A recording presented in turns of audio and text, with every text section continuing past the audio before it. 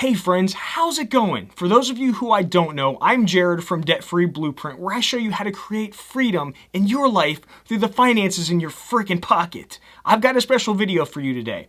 In today's video, I interview someone just like you that I've been working with who is currently in the process of paying off his $72,000 in student loan debt.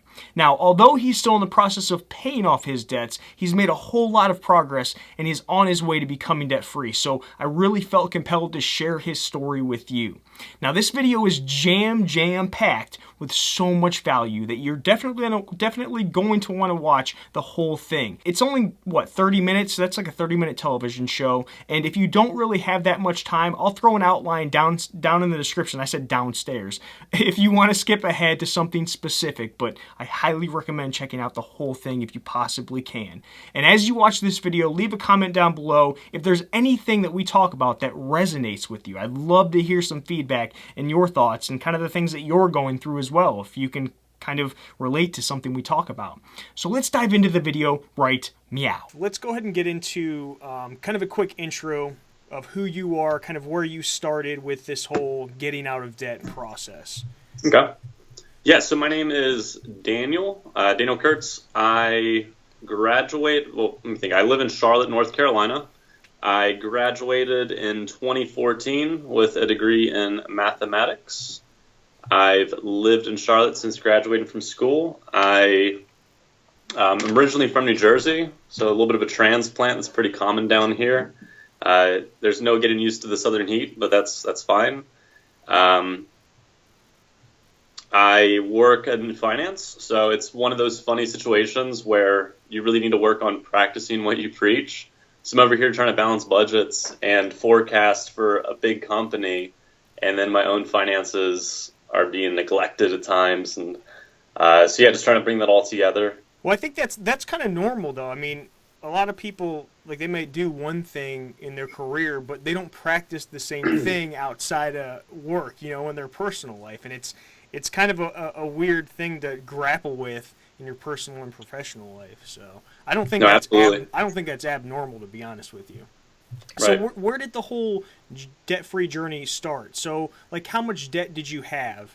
And then kind of the effort that you were putting in towards paying off your debts before you and I had started working together.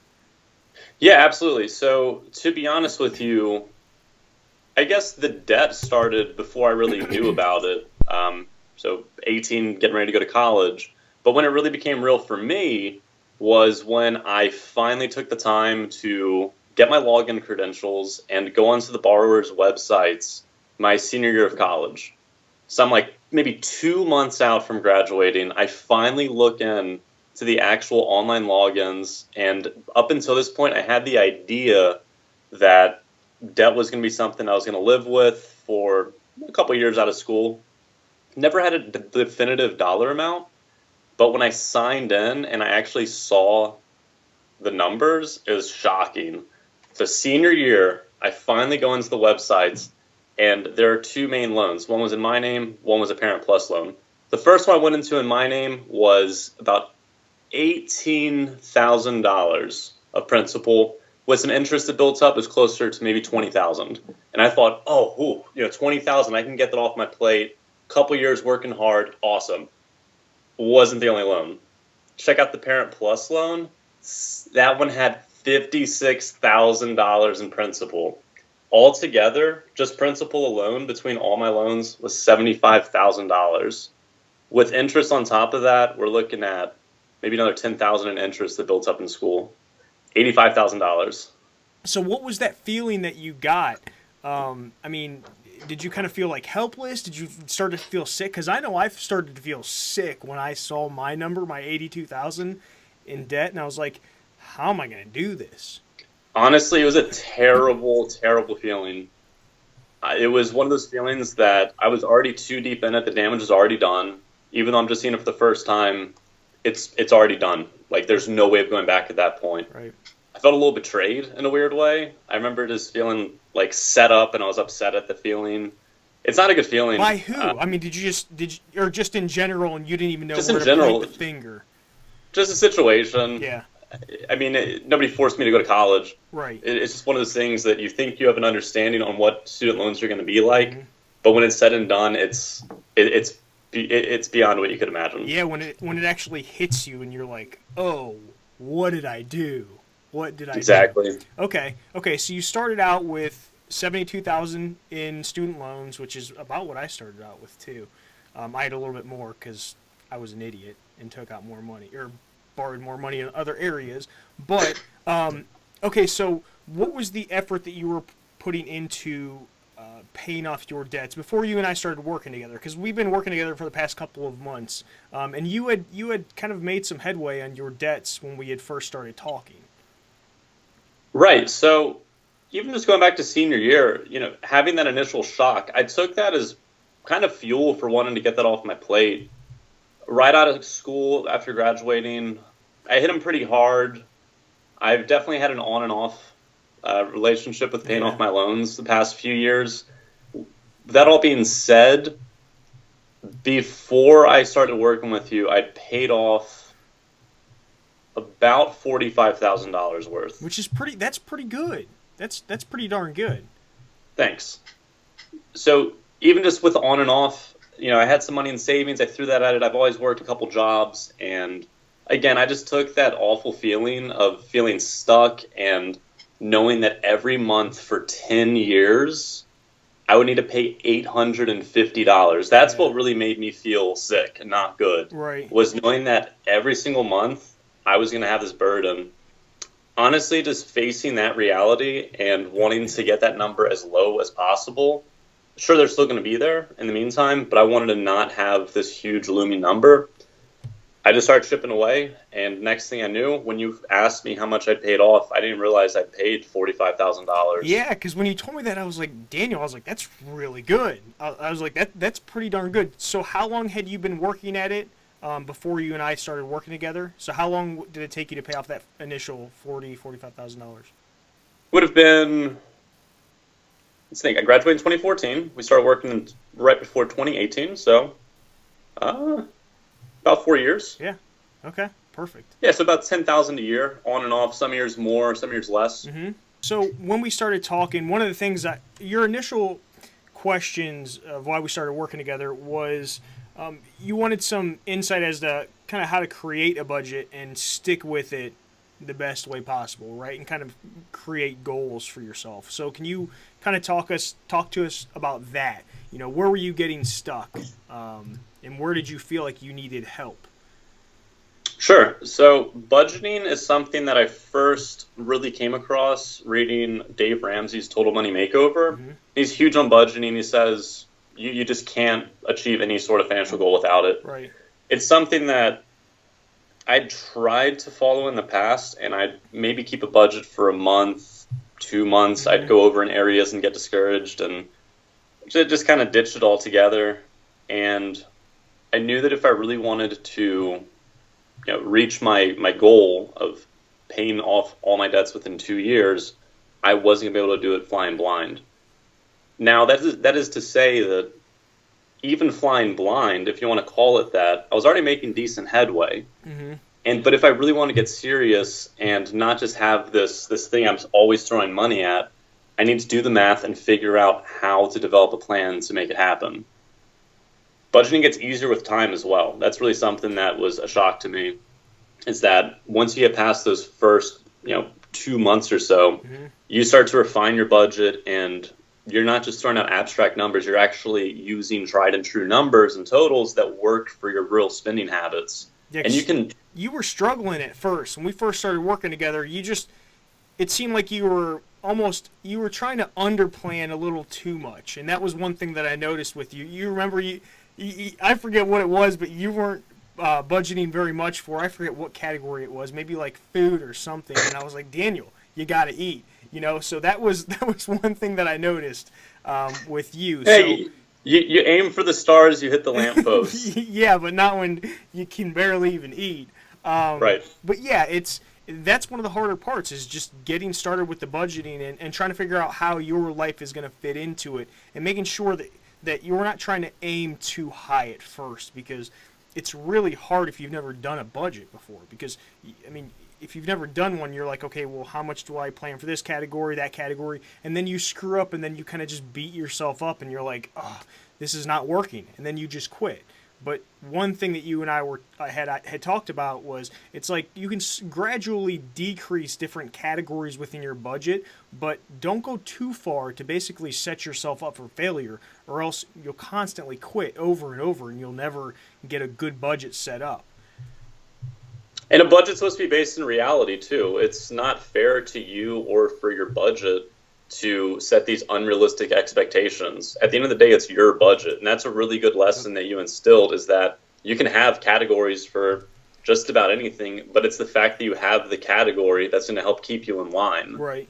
Like we talked about non-negotiables on a few of our calls, right? And one thing that's very important to you is jiu-jitsu, is the jiu-jitsu membership. And that's pretty expensive, but you kind of worked through different ways of getting it cheaper, right? You were working with a bunch of Groupons. You were going through Groupons to get some cheaper monthly memberships, which if that works, then go for it. For me, it was like healthy food, right? That was my kind of non-negotiable. Like, of course, I'm going to try to spend less on my food budget, but I was like, I have to eat healthy based on the physical activities and things like that I do outside of everything else in my life. So, yeah, being realistic and it's all specific to you, like you said. And I think you were trying to fit everything into like a specific box when in reality it's your specific journey. You can kind of do it however you want, as long as you know, okay, if I spend $100 a month on Brazilian Jiu-Jitsu every month, then am I okay with not being able to put that $100 towards my debts, right? If you were okay with it, then there's nothing wrong with that, because you've got to still enjoy life. Now, if Daniel was doing that times 10 other categories, then I'd be like, hey, Daniel, let's slow down a little bit, right? But I think you understood that, and that's why you were okay with not giving that up, because that's a very important part of your life, which you've got to keep some of those things in.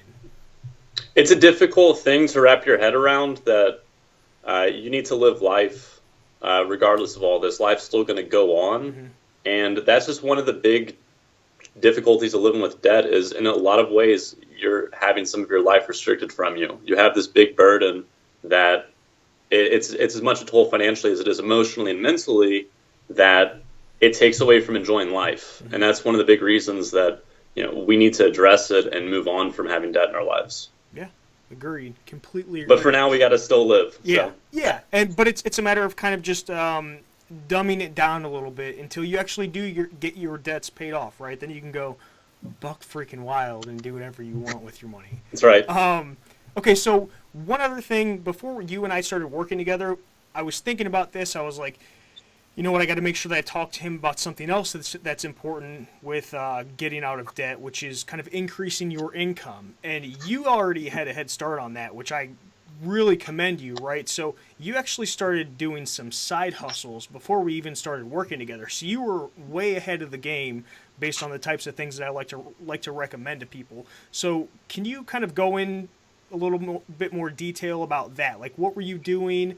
Kind of just some rough numbers of maybe how much you were making that you've been able to put towards your debts, because you were having a little bit of struggle trying to manage your side hustles and how that fits into your budget. And you and I had talked about, how to get some more structure based around that. But if you can just talk about the general side hustles that you had started just to bring in some extra money to pay off your debts sooner.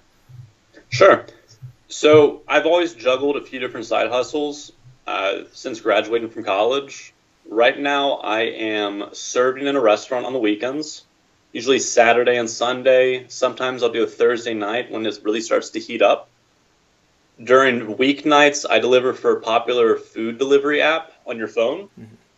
And that's just, you pick up as much as you can. I also have an eBay resale business, which is the most passive income I make. I go to a thrift store maybe once, twice a week, spend about $50 a month on it, and every few days I'll get a notification that I sold something. Really, really nice passive income. As far as the dollar amounts go, the restaurant really gets busy in the summer, and it's pretty doable to make about over $1,000 a month just doing that on the weekends. That's pretty good. I mean, an extra $12K towards your debts. Dude, working in a restaurant is the best thing for people to do if they're able to do that while they're paying off their debts, because that's what I did. And man, you can make so much money, so much money. Absolutely. For the food delivery, again, that's as you make as much as you pick up the shifts and you turn that app on. Even just doing it on my free time, if I'm driving to a friend's house, I'll turn the app on and deliver a meal on the way to the place we're going to meet up. Nice. I try to pick up as much as I can, and I'll make maybe $200, $250 a week just doing that. Uh-huh. For eBay, it really depends. It depends if I have some high price items. Right. I would probably say I'm making, after expenses, maybe $300 a month on that. Mm-hmm. But it requires minimal effort. Right. So if you had to do one of those three, what would you do? Ooh. Just because the dollar amount's so big, I've got to stick to restaurants. Yes, okay, good. I think everybody You go in, sorry. Yeah, it's hard work, of course, but it's really good money, and you cannot beat that money. And you and I were joking. Well, last week you were like, I feel like I could work in a restaurant forever, and I was like, I said the same thing when I was working in a restaurant as well. I was like, I think I can do this. Like, maybe I'll still work in a restaurant even after I get my debts paid off. And I was like, that's what you said. I was like, I said the same thing. But what's nice about it is, as we were talking about last week, is yes, you can quit doing that weekend job, that restaurant work, once you get your debts paid off, but it's always there. What's always there is the fact that you know how to go back to that kind of lifestyle if you have to, which we can kind of do that as like a wrap up and talk about those kinds of things. But always knowing that you've got the skills to work at a restaurant because you've done it before is great, because if you really had to, you could always go back to restaurant work because it's always around. And they always need the help. Yes. Yeah, absolutely. Especially in nice areas like Charlotte, and especially in the summertime. Absolutely. Okay, so actually we can talk about this. Okay, so any kind of realizations or lessons learned that you've had since starting this whole process, I think would be a good thing to go into now. Yeah, there have been a few big eureka moments. It's pretty weird, and it's a weird thing to say, but I'm figuring out the best way to word it. I feel less attached to money. Mm-hmm. And it's not that I don't see the value in money, because this is ultimately, based on the value of money. Yeah. But I feel more willing and less attached. I feel more willing to just get paid, and without even putting myself in the headspace of how much fun I can have with the money I just got paid, mm-hmm. or what I could buy with it, or the places I could go. I don't think like that as much, and I just say, okay, with this, I can take X amount of dollars and just throw it at this debt. Yeah. And just get it out of my life. I don't want to live in that indecision, in that indecisive area of, oh, well, I could, or I could wait, or I could do this. Mm-hmm. I'm just much more quick to get paid, throw that money away. Right. Get it out of my life, and it's going where it needs to go. Mm-hmm. So I guess less attached to money in a good way. Yeah.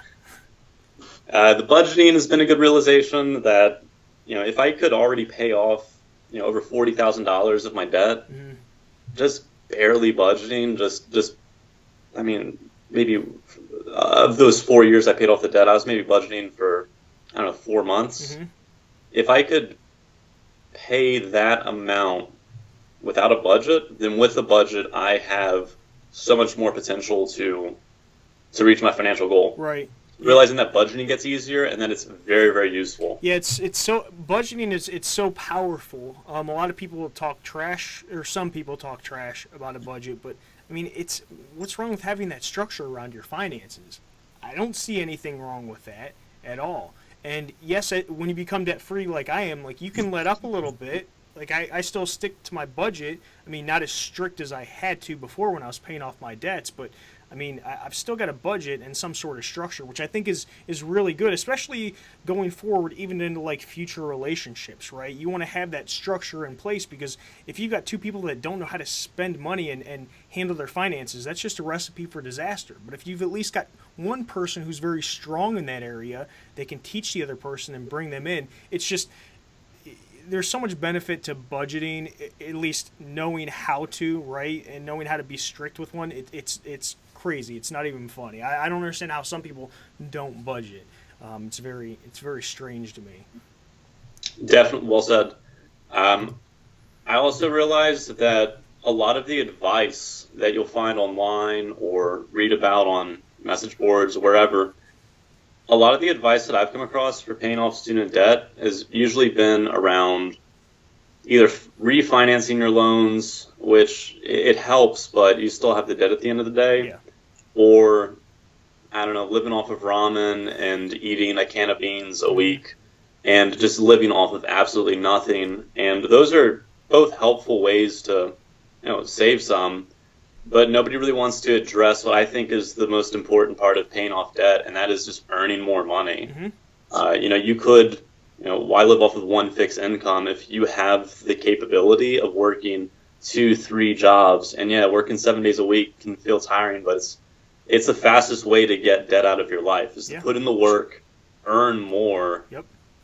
And that's kind of the hard facts that nobody really wants to talk about. You can just earn more as well. Yeah, you can earn more, but I still do think that it's important to be able to put some structure around your spending, though, because Absolutely. The way that I look at it is if you don't have structure around your spending, then, you're going to increase your income, but your spending is going to increase just as much because you haven't built that structure. So I completely agree with you that increasing your income is extremely important. Can you get out of debt by just lowering your expenses? Absolutely. It's going to take a little bit longer, but you have to find another way to make some extra money, even if it's an extra $200. If all you did was the eBay stuff and you made $200, $300 a month, that's still $3,600 per year, right, that you can put towards your debts. So that's extremely important to think about. But yes, increasing your income is huge. But I think what a lot of people have trouble with starting out with, and you're an outlier because you are already doing the side hustle, a lot of people just have trouble getting structure around their spending, right? Budgeting and money management. So that's why that's probably the first place to help people kind of start out with. But you were, like I said, you were an outlier, which it's really good that you were doing that for sure. But yeah, you've got to increase your income, period. No, well, I totally agree. And then also having the realization, and I wish that I was having this conversation as somewhat of a victory lap or an exit interview of been there, done that. I'm definitely very much reporting in from the trenches, but I'm having a little bit more each time that I chip away at these debts.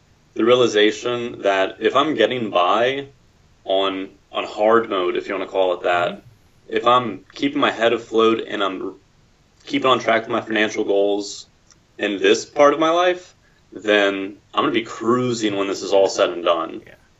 But on the other side, if I can, have this huge debt looming over me and I'm actually making the payments and, living on, if I'm getting by in this part, then the other side's going to be unbelievable. Right. Yeah. It just makes everything so much better. It's like you put in the hard work up front, and then afterwards you're like, holy smokes. You and I were talking a couple weeks ago, like what you're going to do with all the extra money, when you do have your debts paid off, because I calculated that number. I don't recall what it was, but it was a huge amount of money that you're going to have per year to do with whatever you want, right? And what you're learning right now by going through this whole process is how powerful the tool of money is, right? You should be looking at it as a way to get yourself freedom, buy yourself freedom and time in the future, because an abundance of money isn't a bad thing. It's just a matter of what are you going to do with it? How much do you need of it, right? Because I think we all need a little bit extra money, of course, but how much do you need? And eventually you might come to the realization, I don't need as much as I'm making right now. I hate what I'm doing. I'm going to quit my job, go do something that I actually enjoy for a little bit less because I can.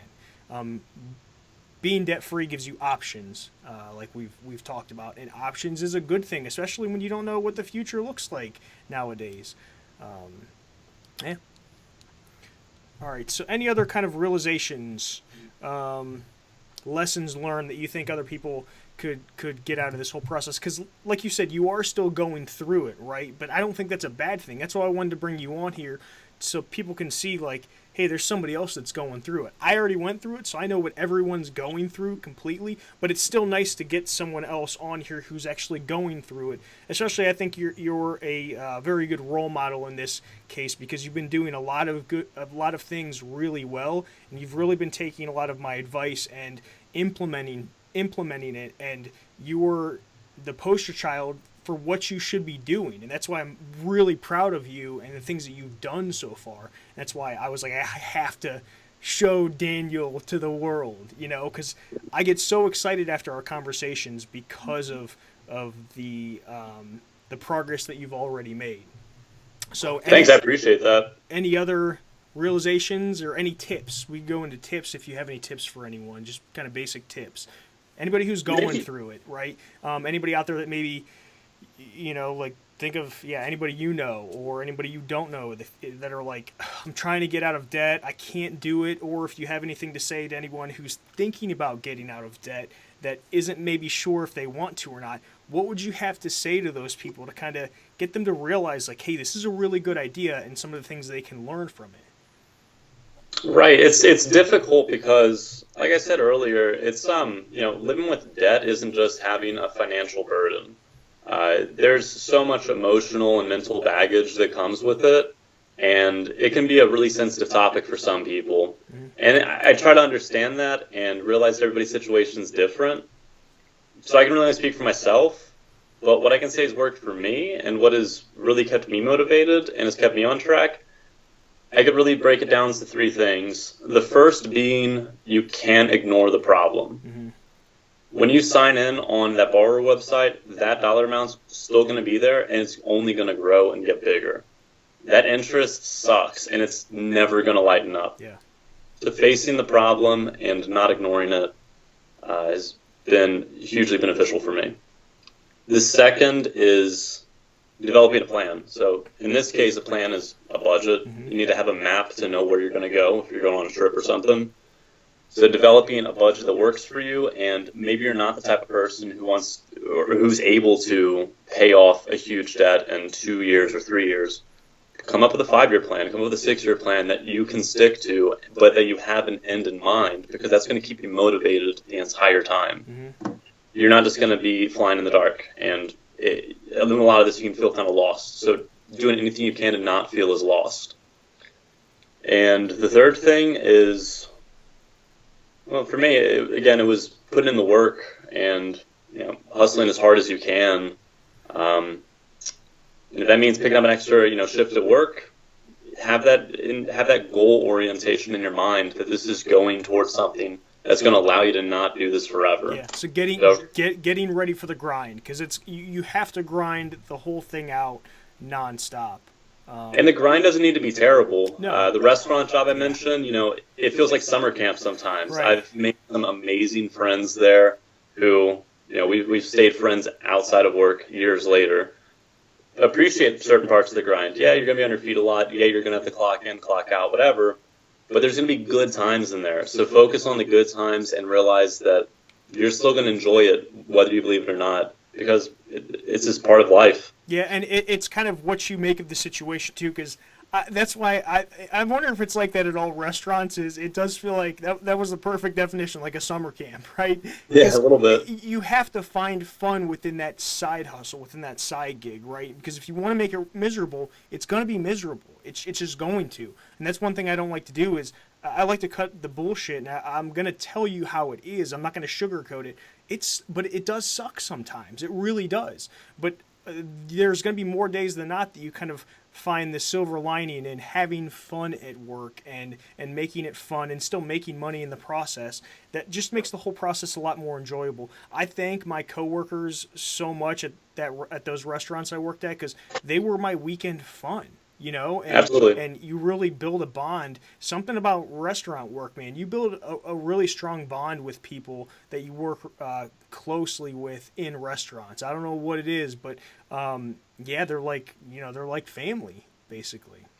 Right. And so to go to my earlier point that, I don't know everybody's situation, and it can be kind of a stigma for some people.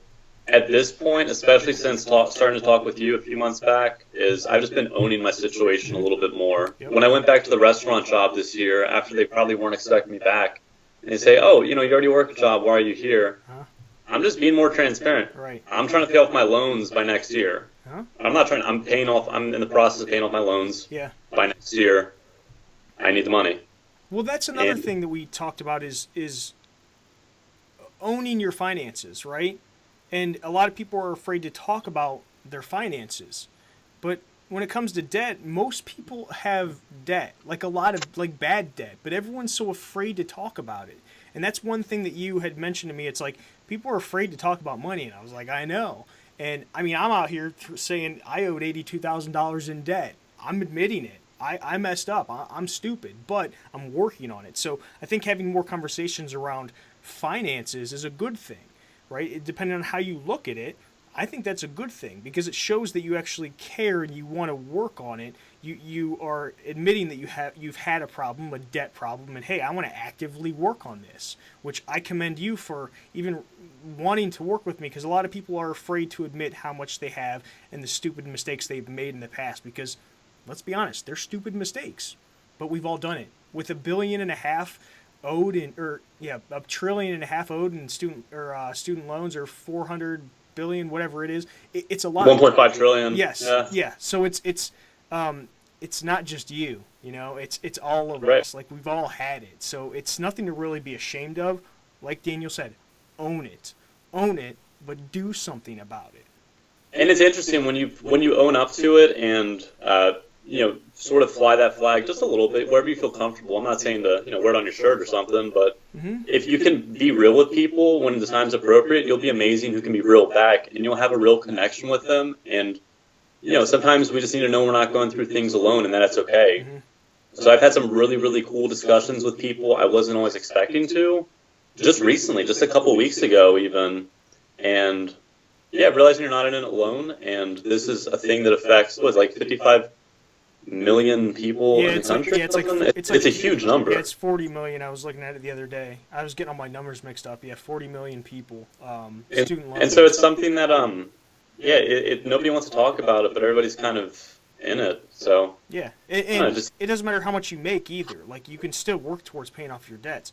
I was telling Daniel last week, like, my savings rate is, I'm currently at saving 60% of my income. I could probably get it down a little bit more, but I mean, it doesn't matter how much you make. It's a matter of how much effort you want to put towards getting your debts paid off, how important it is to you, how much you care about the future of your freedom, because that's what you're getting when you're paying off your debt, is you're getting yourself freedom. You're buying your time back, like I said, because in the future you'll have more money to spend on things to save you time. Therefore, it's going to buy you time, right? You're going to have that extra income to be able to kind of spend on things, to pay somebody to do your laundry if that's your thing, right? Or like make food for you. And then what? You get that freedom to do whatever you want and the options that you have in the future. Like I was telling Daniel, he's setting himself up. He has no idea how much he's setting himself up in the future. And I feel really bad for people who aren't concerned about their current debts, because in 10 years, Daniel is going to be in a really good position, and it's going to stink to see the other people around him that are in very poor financial situations. And of course, he's going to be able to be there for them, but it's going to stink to say, look, I tried to tell you, so it's kind of one of those deals. It's tough, but you're buying yourself freedom is what you're doing when you're working on paying off your debts as soon as possible, your bad debts. And I think ultimately everybody wants to be free, but you got to kind of earn it a little bit. You can't jump the gun on that. What is it, like over half of student loan borrowers are in some form of deferment? Yeah, it's something like that. Yep, it's a high. And so when you hear that, you don't have necessarily the pressure, or even you don't have that pressure to need to get out of that debt. Yeah. And so if you have, you still have the debt in your life, but if you're not being obligated to pay it back then and there, it can create a false feeling of freedom. But that interest is still building up. You're just getting deeper in the hole whether you realize it or not. Yeah. It's not going anywhere. So, I mean, that was my hopes from this conversation. One of the other reasons I wanted to bring you on was just to kind of get people to to kind of see, like, maybe this makes them think, hey, maybe I should start paying off my debts, right? So you can see Daniel's really hit it hard, and like I said, I'm super, super, super proud of him. And that's why I'm here. That's why I do the things that I do. I put out the videos that I put out. You can always comment, email, send me a message, anything like that. Daniel knows I've replied to a lot of his comments before him and I even started working together, because I will never leave a comment unresponded to, if you will, because I really truly just want to help you. If you want to be helped, if you want to kind of suck up your pride and own it, I'm willing to help you. And Daniel's proof. You can make things happen, but it's a matter of if you want to. So real quick, I know that Daniel has something that he wants to plug before he goes. So you've got a podcast that you do, right? Yes. So my podcast is called Live from the Bathroom Floor. Okay, so tell us. The concept is that we have interviews, right? I do it solo in a bathroom. Anybody who comes in to use the restroom becomes a guest on my show. Okay. It's hosted on my website, DannyOnDanny.com. Okay. DANNY. I'll put the links down in the description. Yeah. So it's a good time. We do it once a week, and it is what it is. You'll have to check it out. It's it's just straight fun, right? Just laid back, Absolutely. Fun. With a name like that, it's got to be fun, right? Okay, so right.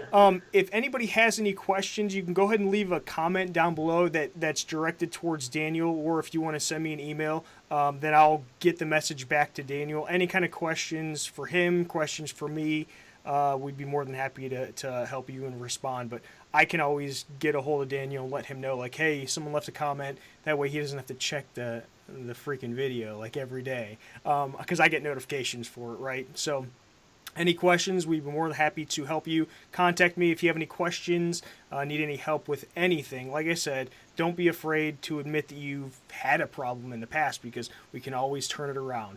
Any last parting words, Daniel? No, I just really want to thank you for taking time to talk with me over these past couple months. Guys, seriously, take Jarrad up on this. He's the real deal. He's great to work with. He won't make you feel embarrassed. He'll give you good, solid advice. And he's been there. He's walked the walk, and he talks the talk. Take him up on it. It's been great. Thank you again. Yeah, thanks, man. I appreciate that.